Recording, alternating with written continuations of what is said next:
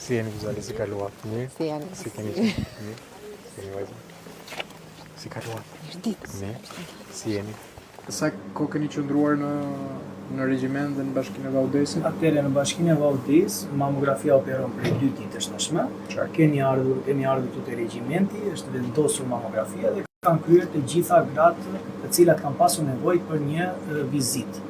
Pra, mosha në të cilën kryet mamografia rutin për gratë që nuk kanë asnjë lloj shenje është mbi 45 vjeç. Dhe të gjitha gratë që ndodheshin në regjiment e kanë kryer vizitën. Standard europian. Dhe normalisht ne vazhdojmë punën njëkohësisht edhe me vajzën e cila bën regjistrimet dhe njoftimet e zonjave, sepse duke qenë se kanë dhe punën e tyre, duhen një orar që të vinë dhe ta kryejnë vizitën. Gjithçka ka ecur mirë. Ministri është krijuar përshtypja sikur në fakt bëhet vetëm gjatë muajit tetor, por në fakt juve më thatë që atëherë tetori në ditën e fundit të muajit të ndërgjegjësimit, do të thënë muaji tetor është muaj ndërkombëtar për ndërgjegjësimin e kancerit të gjirit, por në fakt vazhdon gjatë gjithë vitit, sepse depistimi shpëton jetë. Këtë dim dhe duhet që ndërgjegjësimi jon të tejt dhe kanceri i gjirit është kanceri i qafimit. Depistimi do jetë maksimal, pra do të thënë promocioni i grave dhe vajzave ta kuptojnë që domethënë një vizitë e hershme e shpëton jetën e tyre, ajo është më së vërtetë. Më parë është dhe më thjesht është që të depistosh se sa të vazhdosh kurimin. Kështu që detyrimisht. Kjo është në fakt e depistimi shpëton jetë. Motoja e këtij tetori roz. Jo e këtij, por gjatë gjithë tetorit, kjo është ajo që i ngrihet zëri. Për te tetorit, gjatë gjithë vitit. Gjatë gjithë vitit. Shumë faleminderit. Punë të mbar. Gjendemi në repartin e Vaudejës, në regjimentin e Komisarisë së Veriut, së bashku me kolegen Ministrën e Shëndetësisë, në përmbyllje të muajit në fakt të ndërgjegjësimit për depistimin e kancerit të gjirit, dhe siç është tashmë tradit, bazat tona shërbejnë edhe si qendra për të mundësuar jo vetëm testimin dhe depistimin pranë grave, zonjave ushtarake që ushtrojnë detyrën në këto baza, por edhe për komunitetin. Për mua është një ndjesi e bukur që jam këtu jo vetëm si ministre, por si mjeke diagnostikuese.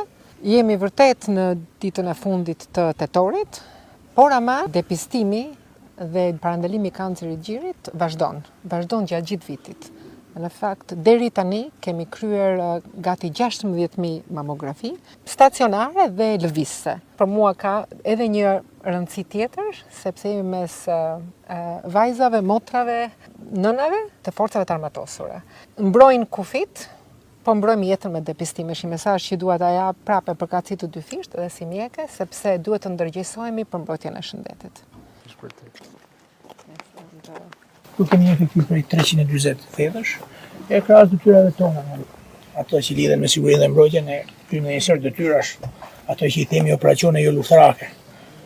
Në kohën e pandemisë jemi angazhuar, në kohën e pandemisë në për pothuajse në gjithë Veriun, por kryesisht në Shkodër për rregullimin e lëvizjes në atë kohë, për kryen e vaksinimit. Kemi bashkëpunë me ushtrisë në Institutin Shëndetit Publik. Do të thënë gjithë reparti në atë kohë bëri dhe vaksinën, unë i pari kuptohet edhe gjithë tjerët pas meje. Këto disa përgjithësim shqyrtimi, që kryesisht janë në rast tërmeti, mund t'i shpjegojnë, po. Në rast për zjarret mundon, faktikisht punën më të madhe bëjnë operatorët dhe bëjnë njerëzit, por këta pajisjen animojnë shumë për me lehtësu punën tonë.